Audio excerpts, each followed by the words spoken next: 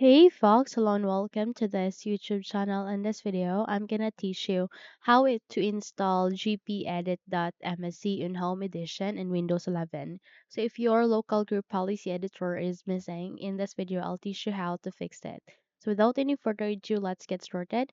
The very first step that you need to do is you need to proceed with the description box below. Since I'll be pasting a text there, just have to copy it, please, and the moment you have copied it, you would be able to see this. Okay. So the moment you have copied it, just have to try to do a right click here, go with new, and go with text document.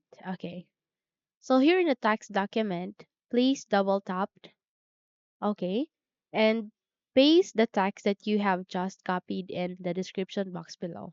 Okay. So Control C, Control V to paste, and once it is being pasted, click on File at the upper left side of that. Go with Save As, and you can rename whatever you want. Just have to add that bot as the extension of the name that you have modified. Okay. So in my case, I'll be naming this into gpedit.bot. Make sure that you have added extension .bot in the name that you have just set or modified. I would recommend you to go with a desktop as your location. Go with save. Once you have saved it, close this window. And here in the bat file that you have just created, please do a right click, go with run as administrator.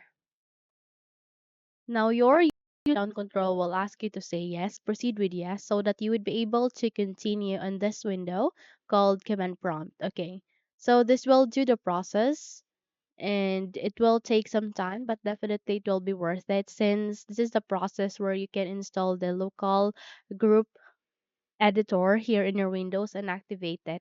Okay, so just have to put a lot of patience with it since it will take some time. Okay, so that's it. Simply close this window if you're done, and you can now access the local group policy editor or the gpedit.msc. Okay, so that's it. If you think this video helped you a lot, then don't forget to subscribe, hit the like button as well as the bell icon to be updated for more tutorials like this.